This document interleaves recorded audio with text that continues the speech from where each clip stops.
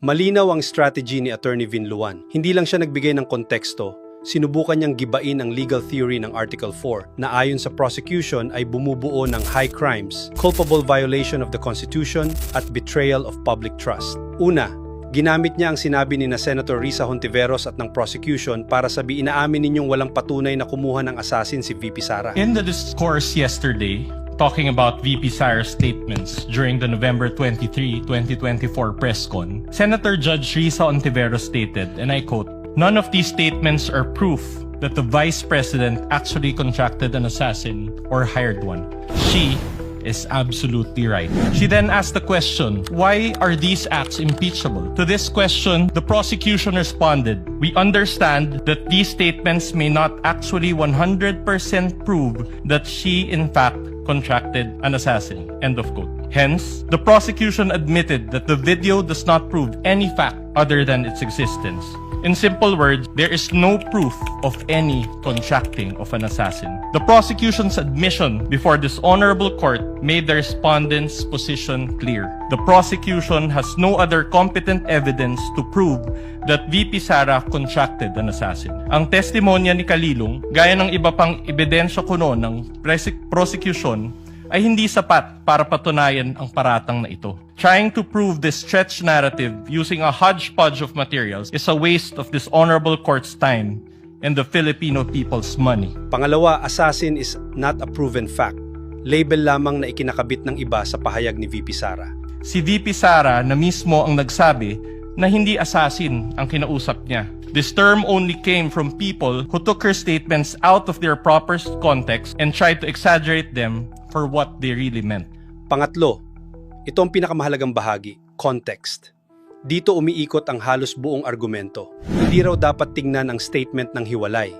Dapat daw itanong, ano ang nangyayari bago niya sinabi yon? The truth of the matter is this. She and her family were threatened, and while her response was unconventional, it was justified. What triggered her response was a question about Operation Romanov, which is the plot to eliminate VP Sara and her entire family. NBI's own records prove this. In the minutes of the meeting of Dempsey Reyes' interview, he said, and I quote, "May press con kasi earlier than that," sabi niya, parang hindi lang niya gusto daw, sabi lang niya gusto daw siyang patayin daw, according to her ni speaker. That was during a press conference the day before, November 2022. End of quote. During the virtual press con, Princess Maui mentioned Operation Romanov again, and even warned her about her safety. Reyes talked about it, Princess Maui reiterated it, but the NBI gaslighted it. When VP Sara uttered those words, she was not responding as Sara Duterte, the Vice President, but Sara Duterte, the wife, mother,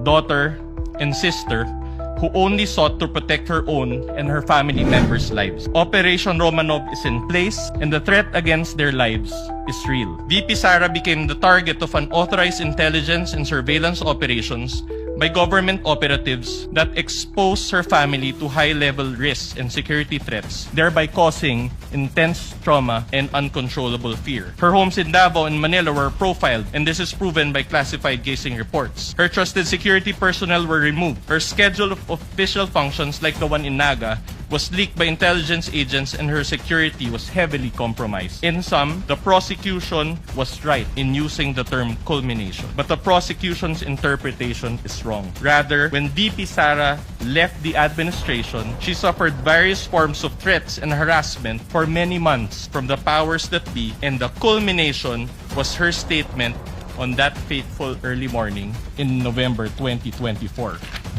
Pang-apat, walang impeachable offense. Tsaka niya sinabi, she didn't commit an impeachable offense. Hindi niya ito sinabing walang paliwanag. Nilagyan muna niya ng factual at emotional framework. She didn't commit an impeachable offense. She drew the line in the sand and said, enough is enough. That is the meaning, and that is the context. Panglima, hindi high crime. Isa pa sa legal arguments niya na may issue tungkol sa threats o inciting to sedition ay offenses sa ilalim ng revised penal code. Finally, as to the alleged grave threats and inciting to sedition, these are defined by the revised penal code and are punishable by prison correctional. Thus, these fall under the jurisdiction of the MTC or first-level courts. These charges are not other high crimes as contemplated by the Constitution as grounds for impeachment and are therefore not impeachable. After all, VP Sara was fighting two important battles that day. One against the threat to her family's life and another against the life of the ordinary Filipino, constantly suffocated by the immense weight of corruption, which she talked about during the press con. She never incited sedition. She merely echoed the voice of ordinary Filipinos. Her message that day only reflected what was already in their hearts and minds. There was no betrayal of public trust. She actually upheld the people's trust as she spoke for and behalf of the people. Para sa akin, ang pinakamalakas niyang linya, dito niya sinubukang baguhin ang framing ng buong kaso. Mula sa Vice President making threats papunta sa isang miyembro ng pamilya na tumutugon sa inaakala niyang seryosong banta laban sa kanilang buhay.